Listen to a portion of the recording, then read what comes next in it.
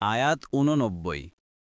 ওয়াদ্দু লাউ তাকফুরুনা কামা কাফারু ফাতাকুনুনা সাওয়াআন ফালা তাত্তাখিযু মিনহুম আউলিয়া হাত্তা ইউহাজিরু ফি সাবিলিল্লাহ فإن تولوا فخذوهم واقتلوهم حيث وجدتموهم ولا تتخذوا منهم وليا ولا نصيرا অনুবাদ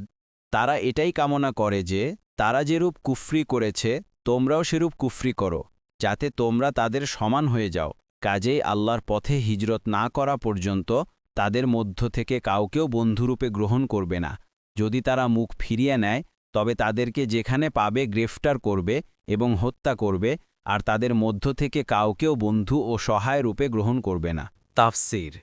১ নং ফুটনোটের বিবরণ হিজরত দু অর্থে ব্যবহৃত হয় ১ দিনের খাতিরে দেশ ত্যাগ করা যেমন সাহাবায়ে কেরাম স্বদেশ মক্কা ছেড়ে মদিনা ও আবিসিনিয়ায় চলে যান ২ পাপ কাজ বর্জন করা তন্মধ্যে প্রথম প্রকার হিজরত হচ্ছে নিজের দিনকে বাঁচানোর জন্য ইসলামের প্রাথমিক যুগে কাফিরদের দেশ থেকে হিজরত করা প্রত্যেক মুসলিমের উপর ফরজ ছিল এ কারণে যারা এই ফরজ পরিত্যাগ করত তাদের সাথে আল্লাহ তাআলা মুসলিমদের মতো ব্যবহার করতে নিষেধ করে দেন হিজরত সম্পর্কে হাদিসে বলা হয়েছে যতদিন তৌবা কবুল হওয়ার সময় থাকবে ততদিন হিজরত বাকি থাকবে